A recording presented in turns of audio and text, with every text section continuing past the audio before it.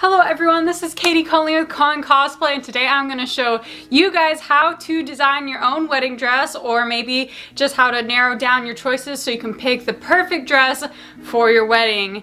And some of you out there may be wondering why I would be making a video on a wedding dress. This is a cosplay channel. This is my own special awkward way of telling you guys that I got engaged last weekend. My boyfriend proposed. I wrote a long sappy story on my Instagram. I will link those posts down in the description if you would like to take the time to read it.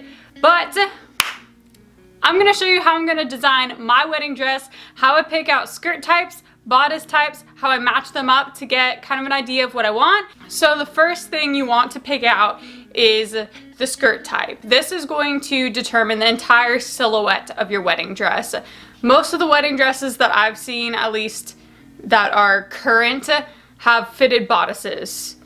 Pretty much your entire silhouette, the entire shadow of your dress is going to be determined by your skirt shape, since the top is going to be fitted to the form of your body. So I went and I looked up a few diagrams listing out all the skirt types and what they are called, so you know what to call them when you are looking for a dress. So I'm going to put a few of those up here, and I'm going to link down below the website where I got them from so you can see the artists that created these diagrams and go check them out. For me, I looked at the silhouettes in like the ball gown. That's this huge silhouette hoop skirt princess dress, and I just don't really like that silhouette, that shape. I want definitely a more form-fitting shape. Those are my birds. So I've been looking at more form-fitting skirt shapes. So I would like you to just look at all of these options and then get into your mind 2 or 3 skirt options. Okay, so I'm going to start drawing out the skirts that I have picked out. So the 3 that I have picked out for my skirt types is the sheath. I guess column is another word. Column or sheath, kind of straight down, but still giving room for extra skirt layers. And then my second choice has been the trumpet, which is a lot more form-fitting, and it flares out a bit at the bottom, give you a lot of room for like a nice train if you would like. And then finally the mermaid, which is the most fitted of these 3, and again flares out at the bottom. So all these are very fitted, but you can see that now I have taken out all of the ball gown, all of the wider A-line skirts. Anything else that is not those 3 is now not part of my wedding dress options at this point. So now that I have 3 skirt types picked out, I'm going to move the bodice type. And this is a lot like the skirt type. Again, I have multiple diagrams with all the different types of necklines. There's going to be some that just right out you just don't really find appealing, and others that you do. For me, the big thing for me was straps. I am very flat, so I wanted to have straps for my dress, and that definitely knocked a lot of things out of what I wanted.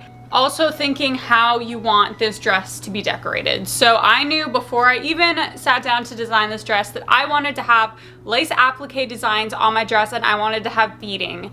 Mostly because this is what I worked on with my previous dress that I designed, and I really liked how it looked. I decided I definitely want this on my wedding dress. I worked up the skills so I could make it. So with that idea in mind, for the lace applique, I'm going to need some darker panels to get some contrast, and the way I want to do that is having the mesh up here around the neckline. So that definitely cut down the choices.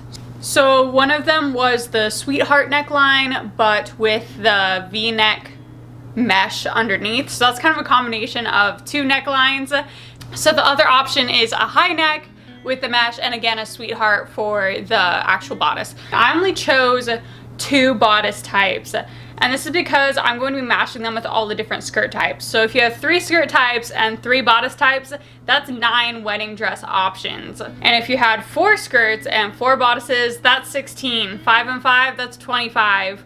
You really need to narrow it down at these options now, so that when you get to your final designs, you don't have as much and it's not overwhelming.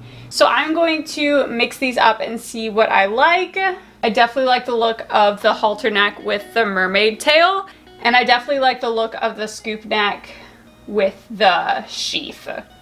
I could see the trumpet skirt going with both because it is fitted and then flared, so I could definitely see each one going here.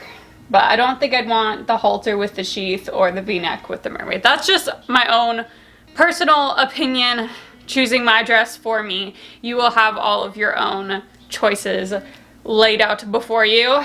So I'm going to very quickly draw out some of these dresses together in full with some more details.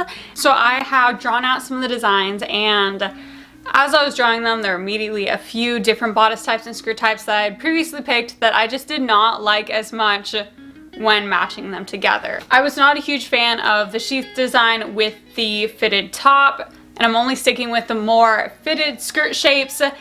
I just decided that I liked the halter cut on the mesh part of the dress much better than any kind of v-neck or scoop neck.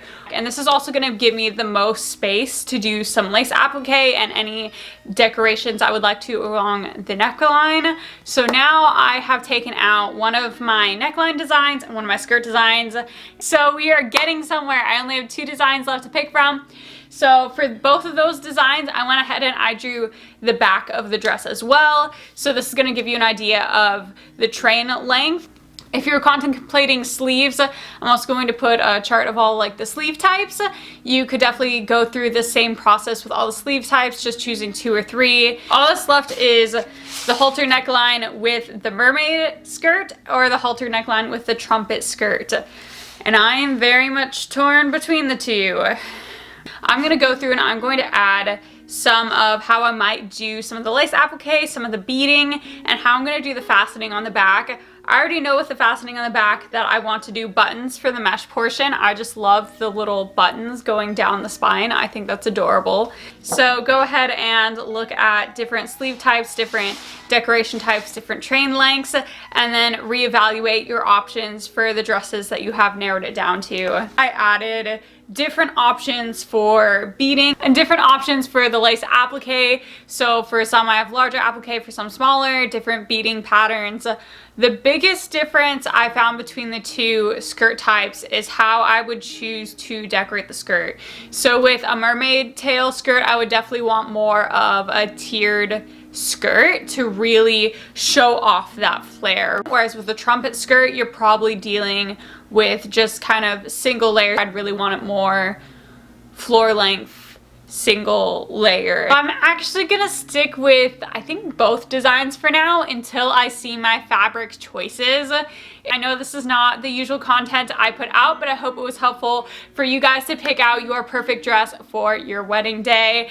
So if you would like to see me continue my wedding dress journey, if you would like to see how I break stuff down to figure out yardage and figure out, you know, how much it's going to cost with the cost of the fabrics, how I pick out fabrics, any of that, then please let me know in the comments. Otherwise, I'm going to go right back to cosplay content. I'm going to still be sewing cosplay costumes while I am working on my wedding dress. So please give me a lot of feedback if you would like to see more of this.